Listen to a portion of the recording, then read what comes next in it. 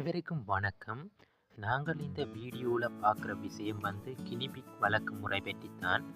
அந்த வகையில் இந்த செல்லப்பிராணியை பற்றி பல பேருக்கு தெரிஞ்சிருக்காது.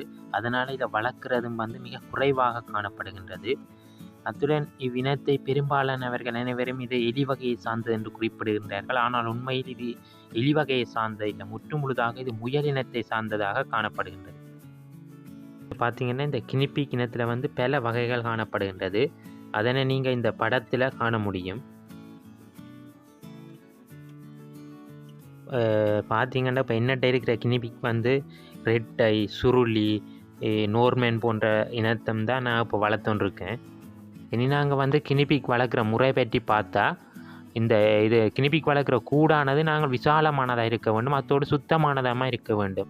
ஏனென்றால் விசாலமானதாக இருக்கும்போது தான் இந்த கினிபிக் ஓடித்திரிந்து ஒரே இடத்துல இருக்காமல் ஓடித்திரிந்து வாழக்கூடியதாக இருக்கும். அப்போது அதுக்கு நோய்கள் ஏற்படுகின்ற வீதம் மிக குறைவாக காணப்படும். இதனால் அந்த கினிபிக் வளர்க்குற கூடானது மிக விசாலமானதாக இருப்பதுடன் எவ்வளவுக்கு சுத்தமாக வைத்திருக்க முடியுமோ அந்தளவுக்கு சுத்தமாக வைத்திருத்த நல்லது. ஏனென்றால் அது கினிபிக்கு நாங்கள் நோய்கள் ஏற்படாமல் பாதுகாத்து கொள்ளலாம்.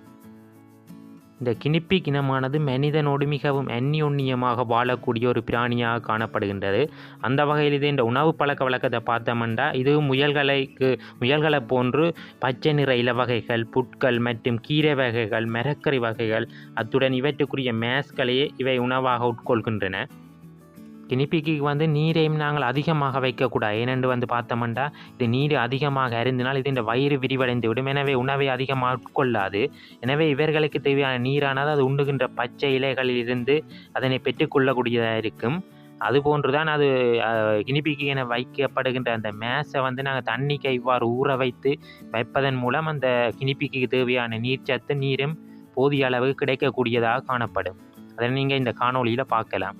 இவ்வாறு அந்த கினிபிக்கு நாங்கள் எவ்வாறு இலைக்குள்ளே வைக்கின்றோமோ அதுபோல் மேஸும் ஒரு வேளையாவது வைக்க வேண்டும். அப்போது தான் அந்த கினிபிக்கு தேவையான சத்து முழுமையாக கிடைக்கப்பெறும். கினிபிக்கை நாங்கள் கையாளைக்க கழுத்து மற்றும் தலைப்பகுதியை மையமாக கொண்டு தான் பிடிக்க வேண்டும். இந்த காணொளியில் எவ்வாறு பிடிப்பேன்னு பார்க்க முடியும் நீங்கள். ஏனென்றால் இது முயலை போல மிக சொஃப்டாக காணப்படுவதால் இதனை உடம்பு பகுதியில் பிடிப்பது கூடாது. தலைப்பகுதி மற்றும் கழுத்து பகுதியில் பிடிப்பது சிறந்த முறையாக காணப்படும். இத்துடன் இந்த கினிபிக்கு பசி ஏற்படைக்க இது ஒரு சத்தத்தை எழுப்பி அந்த கூடுகளில் நெட்டில் கால்களை பிடித்து கொண்டு ஒரு சத்தம் விடும். அந்த ஓசை மிகவும் காதுக்கு மிகவும் இனிமையாக காணப்படும். அத்துடன் இந்த கினிபிக்கின் இனப்பெருக்கம் பற்றி பார்த்தா இந்த ஒரு குட்டி கினிபிக்கானது குறிப்பிட்ட, அதாவது சிறு வயதிலிருந்து 5 மாதங்கள் நிரம்பிய பின்னர் இனப்பெருக்கத்துக்கு தயாராகும்.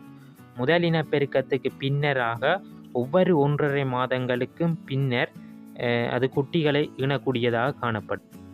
அத்தோட இந்த வெப்ப காலத்தின் இந்த இனப்பெருக்கம் மிக குறைவாக காணப்படும். குறிப்பாக இந்த கினிபிக்கானது அதிகபட்சமாக 1 தொடக்கம் 4 வரையான குட்டிகளையே ஈனக்கூடியதாக காணப்படும்.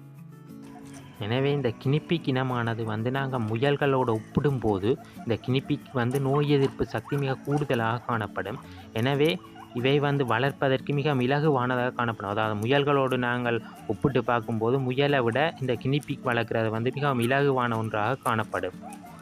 எனவே இந்த காணொளியில் நாங்கள் கினிபிக் வளர்ப்பு முறை பற்றி முழுமையாக பார்த்துள்ளோம் என நம்புகின்றேன். நன்றி.